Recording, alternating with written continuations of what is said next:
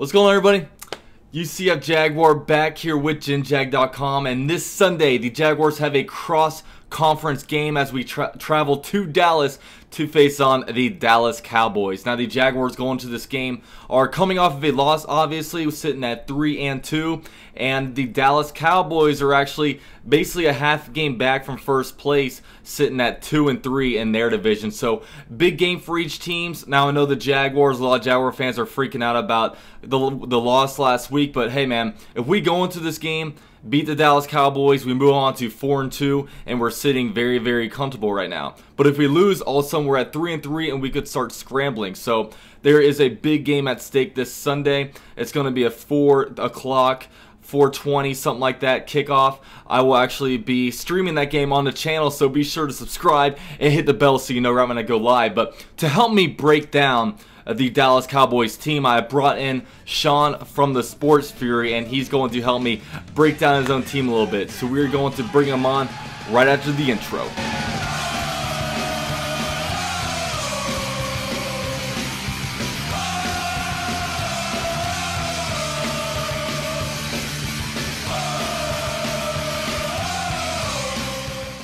All right, guys, so joining me for this preview is who else but Sean from the Sports Fury, big Cowboys fan. Sean, thanks so much for joining me. No problem, man. Appreciate you having me on.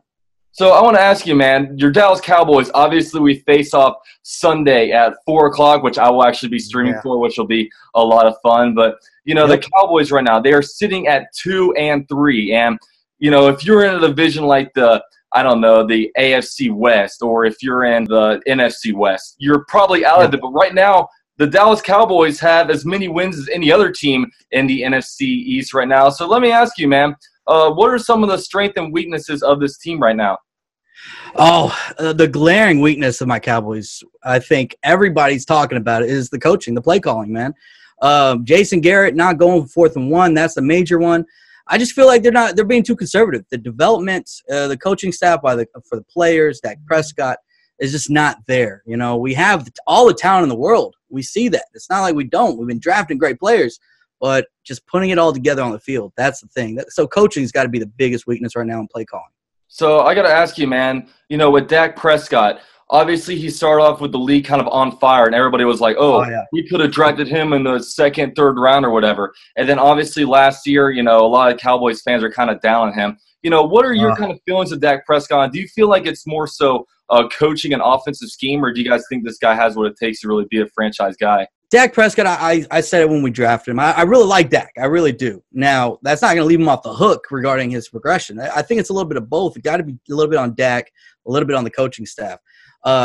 Dak did great, but at the same time, this league is all about adjustments and getting better and better and pretty much evolving with the times. Defenses are going to learn you. And I feel like that's a little bit with the coaching. Scott Linehan, we saw that last year with Zeke going out. They did not put Dak in the good positions to succeed. So it's a little bit of both. So I don't want to let Dak off the hook completely, right? But at the same time, you know, you're only as good as your leader, right? So yeah, coaching has a lot to do with it, man. So with that said, you know, you're kind of talking a lot about coaching. Like, do you think that the Dallas Cowboys really had the talent there? Like, if they actually had a coach, do you think this team could be a team that goes to the NFC Championship or Super Bowl? Or, like, how do you feel about kind of this roster overall? So, obviously, I think we have enough talent to do pretty much compete with anybody, right? If you have Zeke Elliott, one of the best running backs of the game, at that point, you can compete with anybody, right? Great defense over there on the other side of the ball. DeMarcus Lawrence leading the league in sacks. Our defense has been a top 5 defense. They look a little vulnerable against Houston, I'm not going to lie, at some points, but they still did pretty good when it came to the red zone. But, you know, we got all the talent in the world. It's just about putting it all together regarding schemes and stuff, making it fit right for the players. So, yeah, I think if we could get a better coaching staff, I think at the end of the day we could be in the NFC Championship. We could be in the playoffs at least. So I know the NFC's tough, and I know it's like ballsy to say that, but with the talent, I think we got it. So I want to ask you, because, you know, like you just said, you're kind of alluding to kind of having maybe like a top 5 defense kind of thing. But, you know, one big difference between the Dallas defense and like the Jaguars defense is the Jaguars defense has like all these marquee names, but the Dallas Cowboys are still out there doing a lot of work. So let me know like 2 or 3 players that you think the Jaguars need to be looking out for on this defense. Oh, we already know DeMarcus Lawrence, D-Law, man. We saw. I'm sorry, I hate to bring it up, but Parnell against the Chiefs. We were there. You know, We were there. You look a little vulnerable. And we were right, 3 rows behind the bench. 3 rows. Sat there with his fat mug just looking down. He was pathetic. Yeah, pretty much nobody wanted to talk to him. Everybody was like, man, this guy. So hey, you guys can keep him in Dallas if you still want him. I mean, he came over from Dallas. You guys want him? No, we're good. We're good. We let him go for a reason, buddy. Okay. No, D-Law, obviously, man. If we could get pressure on Blake Bortles, that's going to be key. But D-Law against Parnell is a key matchup. Another thing I'm looking at is going to be Jalen Smith, just because of the fact that y'all have some speedy guys, speedy receivers, right, that can get open and press on crossing routes.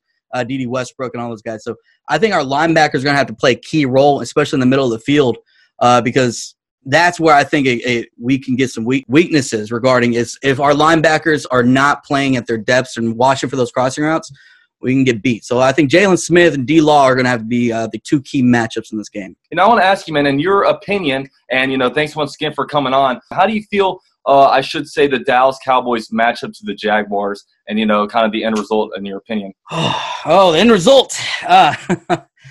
So I know I talk about my defense, but I think it's all going to come down to our offense. I think us being able to make some kind of drives and maintain some drives against our defense. We already know the Jags defense is the best in the league. We know that. And even though they got, it's Kansas City, one of the best offenses and all that, but I'm going to give y'all a break from last game. Y'all are still one of the best. So I think it's going to be key getting our passing game going. I know I talked about our defense, but our offense is going to have to maintain drives. Because no matter how good of a defense, we both know this, if your defense is on the field for over half the game, they're going to get exhausted. The pass rush is going to get tired. Defensive backs are going to lose focus. So I think the key is going to be our offense to maintain some drives. Dak may be hitting some wide open receivers not dropping it, Tavon Austin. So I think that's going to be the key in this game is our offense doing something against your top defense, man. Yeah, I mean, I'm really excited about this game too. I mean, you look at both teams, and both teams almost look a little bit vulnerable. I mean, both teams have great defenses. Yeah. Both teams, I mean, when healthy, obviously Fournette is out, but they have that marquee running back that they want to be able to pound the ball with. Obviously, we can just say, arguably average quarterbacks, depending on kind of who you ask. But, yeah, man, it's going to be an awesome match, and I really can't wait. But, Sean, thanks so much for joining me. Everybody check out Sports Fury. If you haven't already, down the links below. I'm sure a lot of you guys already know me from the Sports Fury, but always appreciate these guys for coming on. Of course, man. Thanks for having me on. It was a pleasure. So huge shout out to Sean for coming on here and help me break down the Dallas Cowboys. Always does a heck of a job over there on the Sports Fury. But now let's go ahead and break down this game from a Jaguar standpoint. Now, obviously, a few days ago, I came out with a video just detailing the massive amounts of injuries that the Jaguars have compiled at basically every offensive position. You look at the wide receiver. I mean, we lost our #1 wide receiver before the season even started with Marquise Lee. Next thing you know, Leonard Fournette gets banged up. He aggravates his hamstring, so he's out an extended period of time. You had Corey Grant just last game against the Chiefs, running back. He's out for the year. We are down 2 of our running backs. Next thing you know, Austin Seferian-Jenkins gets shelved. Our left tackle in game 2 got an injury. Now he's out for the whole entire year. Our backup left tackle got injured, so we're on our 3rd left tackle. And not to mention, our whole entire offensive line has been on the injury report at some point this season. So we are pretty injured right now. Now, in wake of those injuries, we had to bring in some running backs because all we had on the roster was T.J. Yeldon and a guy in Brandon Wilds who they didn't even trust to give the ball to. So they brought in a longtime veteran and former Pro Bowler, All-Pro, and Jamal Charles. Now, Jamal Charles obviously brings a lot of experience to the team. He's going to help out, with some of the workload to take some of that off of T.J. Yeldon so we can actually pass the ball or actually run the ball because last game the run-pass balance was way shifted in the passing attack, and I think a lot of that had to do with the fact that if T.J. Yeldon were to go down, you basically have nothing, and they have nothing because they cut Brandon Wilds this week, so that just shows the kind of confidence they have in him. And they also brought in a guy by the name of Dave Williams off of the Broncos practice squad. So now we have at running back TJ Yeldon, who's going to be taking most of the carries. Your backup, you have Jamal Charles, a veteran, knows the game, has been through it all basically. And then you have Dave Williams, a younger guy who actually happens to be a power back. We haven't had a full game with a power back this whole year because Leonard Fournette hasn't even been able to play for a whole entire half. So, we got that kind of short up. And this game, man, it's going to be a defensive battle. I mean, it really is. Dallas, they have a great defense, kind of an underrated defense. Like I was saying with Sean, they really don't have many marquee names, but they have all kinds of different players, DeMarcus Lawrence, they have Taco Charlton, Leighton Vander Esch, the rookie from Boise State. Sean Lee's a good player. Byron Jones, their cornerback, he's a great player. So, this game could be very, very low scoring. It's going to be up to the Jaguars to really be able to, put up some points, really on the offense, just because, it might only take about maybe even 14 to 20 points to actually win this game, as opposed to last week where you knew you're going to have to get in the upper 20s to kind of win that game. So this game, man, I've got to be able to get some stuff moving on offense, hopefully have a much more balanced attack. Blake Bortles has to get in the rhythm. Last game he just wasn't very good, and I think a lot of that was the fact that our offensive line wasn't blocking anybody, and that was a huge struggle, as Parnell was a rotating door basically over there on the right side, and D Ford just owned us. And a lot of that Blake Bortles, once he feels the pressure earlier, you saw there was almost a ticking time clock in his head, and it kind of hurt him the rest of the game. So be sure to protect the guy. Hopefully we have a much more balanced offensive attack.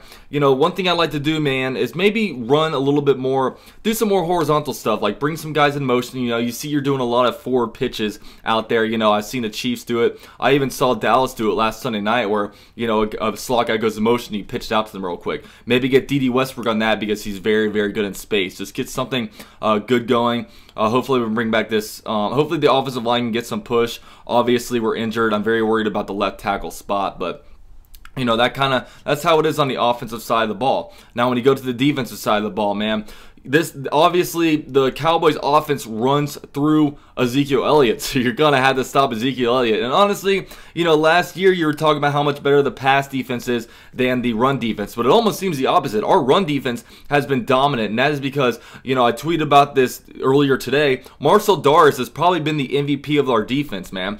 There's been nothing going up the middle, man. We've been able to stop that extremely, extremely well. So, keep Le'Veon Bell in attack, force Dak Prescott to throw. This is a game, man. Let's finally get some sacks, man. We finally got some more turnovers last game, but let's pressure Dak because their play calling, they really handcuff Dak Prescott a lot. And if we force them into passing situations that their offensive coordinator is kind of uncomfortable with, they force them to pass the ball.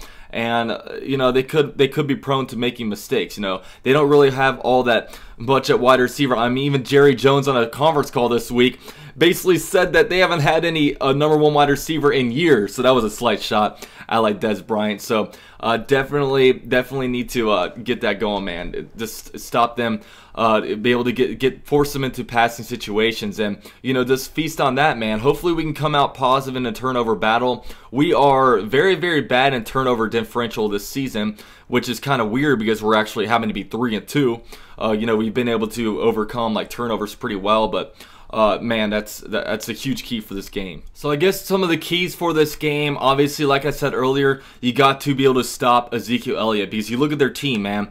For argument's sake, we'll just go ahead and call Dak Prescott maybe an average quarterback. You look at their receiving core, it's probably a below average receiving core.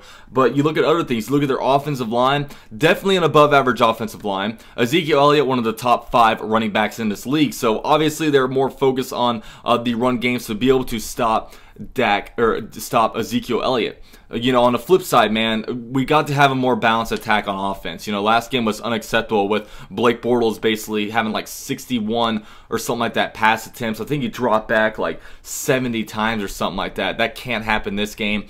It'll be interesting to kind of see what kind of workload the running backs get. Obviously Yeldon's going to get the bulk of the carries, but how many carries is a guy like Jamal Charles going to get, man? I would expect Jamal Charles to get at least 8 touches, and I'm so fascinated to kind of see what he has left because this guy was dynamic, when he was back in his prime. Obviously now he's a little bit older, 31 years old, coming off a couple of like injuries, but you know, he hasn't had all that many carries in the last couple of years, so I'll be fascinated to see what he has left. You've seen Adrian Peterson almost be able to beat time in a sense, so, you know, that's kind of something you can, like, look at as a, you know, kind of maybe like a positive. And you also have to be able to take advantage of your opportunities, man. If there's an interception there, intercept it, don't drop it. And on a, you know, wide receiver side, if a ball hits you in the hands, don't drop it. Bortles, don't have any like stupid you know, interception or anything. And you know, Bortles, he's been down, up, down, up, down. You know, this is an even week, so he's probably going to be up. I mean, nobody would be surprised if Blake Bortles goes out there and throws for like 4 touchdowns, you know, 380 yards and just, you know, 78% completion rate. No one would be surprised with that. Also, no one would be surprised if he, you know, went out and threw a bunch of interceptions. And, you know, because last week, you know, one thing I've been stressing this whole entire year was we've got to be able to raise his floor. And, you know, we've seen he cut down on the you know, the pick sixes. Obviously, a lot of pick sixes going into 2017. He basically stopped that. He had a pick 6 last week. He wasn't throwing as many interceptions and bunches. He threw 4 last week. So, you know, his floor went all the way back down here. Got to be able to bring that up. If you're going to be inconsistent, at least let your floor be a little bit higher. And I know a lot of people are talking about, oh, we need to get rid of Blake. Look, it's not a conversation for right now. That's a conversation for after the season. We had our chances to do anything at quarterback, whether it be to trade for Teddy Bridgewater this season. You know, we have Cody Kessler and Blake Bortles. We're going to be riding with Blake Bortles the whole entire year. So, like it, love it, hate it.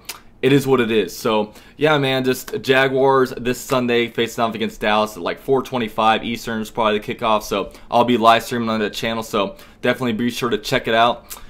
And I'll see you guys next time.